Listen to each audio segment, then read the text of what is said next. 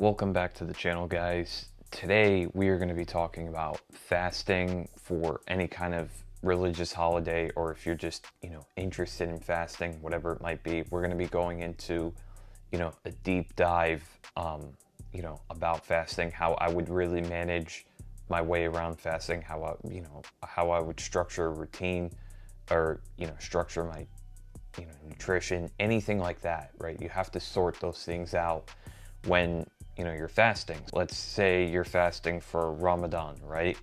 I'm fasting for Ramadan myself. I basically made sure that I devised a plan for my training and nutrition so that I'm not falling off the wagon for the next 30 days, right? Because it's so easy to deviate from your plan and, essentially just lose a ton of muscle and gain a ton of body fat. It's so easy to do that during Ramadan. Everyone thinks, oh, because you're fasting, you're not gonna have to, you're just gonna lose weight, essentially. Everyone thinks that, which is not the case. It's actually very, very easy to overeat and overconsume and, maybe even stop exercising, right? People just are tired during the day. They don't wanna exercise, so they say, this is like a deload month for me. I'm just going to take time off the gym, which I would not do. So one of my approaches, I have three approaches. So one of my approaches is basically you can train in the morning, right in the morning, right after the point you start the fast. Now, before the fast takes place, what you're going to do is an hour before you start fasting again, you're going to have to get up early in the morning, okay? You got to get up before sunrise. So that could be 4 o'clock, that could be 3 o'clock, whatever it might be, depending where you live. It could be around that time, it is a little tough, I'm not going to lie. But you have to be willing to do it, okay? It's, again, you're going to have to be willing to do it if you do it this way.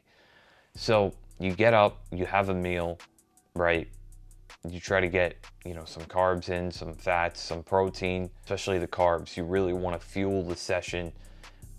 So I would probably have some complex carbohydrates like rice, oatmeal, potatoes, anything like that, along, in terms of the protein sources, that's completely upon what you want. So, whether it's red meat, eggs, chicken, whatever it might be, you're going to have to consume that meal an hour to an hour and a half before the session.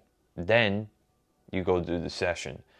And then honestly, if you're training, if you're doing that strategy, you can carry on training the way you normally train. So if you do 5 weightlifting sessions a week, you could continue doing 5 weightlifting sessions a week along with the same volume.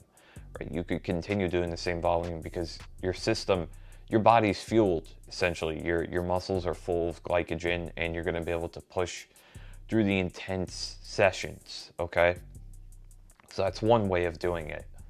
The second way is brutal, but it is a bit more convenient, okay? And I'm not going to lie, I do it this way a lot, but it is a little tough. But the way is, again, if, you have your meal in the morning, right? And then you carry on with the day fasting. And then maybe an hour to an hour and a half before you break the fast, you go and do a training session. Now, this training session in particular is going to be a lower volume one. You're not going to be doing the same kind of volume. You're probably going to even have to cut back the weights a bit. Still try to lift as heavy as you can, but don't try to lift too heavy to the point where, okay, you feel something is nagging you, or your muscles are cramping up because you're dehydrated or, low on electrolytes, whatever it might be. That session is essentially, if you're going to go about it doing it that way, your goal is to literally hold on to the amount of mass that you have, okay? So that is one way of doing it. And then after you're done with the session, you go home, break the fast, and you carry on with your eating and do it, the next day, or however many days you're training during the week, you just follow that. If you're doing it that way, I would cut back the sessions, you know, maybe 3 to 4 sessions a week if you're normally the kind of person that does 5 to 6. The reason I say that is because doing it that way can be a little demanding.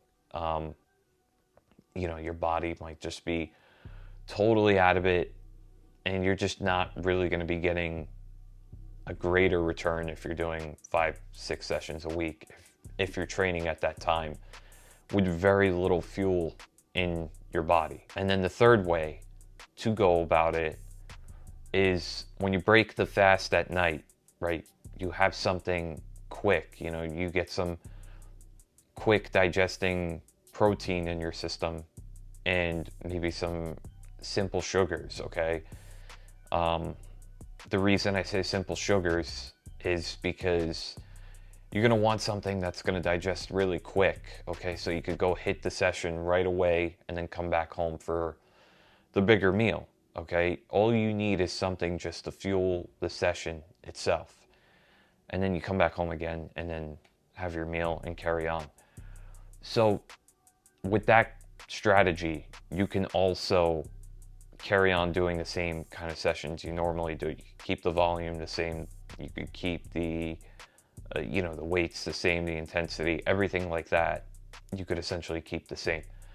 Now, personally, what I do, because it's purely out of convenience and just like the way my day is structured, I kind of have to do it this way, is the session right before the fast is broken. Personally, for me, I do take it easy.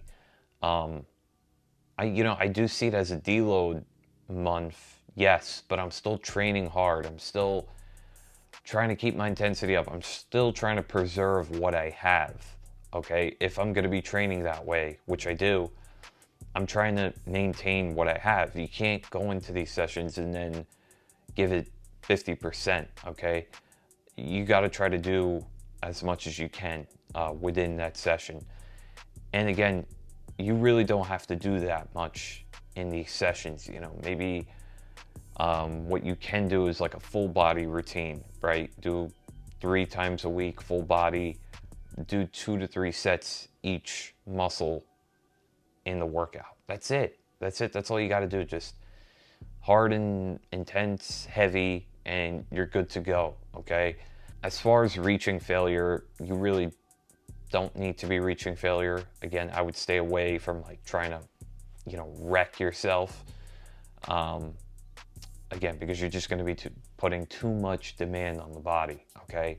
And you got no nutrients, no nothing. So I would take it a little easy. I would take it easier than usual, okay? That's pretty much it. You know, it was a quick little video about fasting, especially during this time of Ramadan. So if you guys are interested, I do one-on-one online fitness coaching, customized nutrition program, customized training program, you know, weekly calls. Again, you're open to text me whenever you want, and you know, whatever you want to talk about, you know, whether it's a training, nutrition, accountability, you know, hit me up. But that's unless you sign up, of course, for the one-to-one training program. And I'm running a 80% sale off. So if you are interested, you know, hit me up. You could either DM me the word coach, or I will put the link to a form for you to fill out, so I could get a little bit of background information about you, and we can move forward from there. So hope you guys enjoyed the video. See you guys in the next one.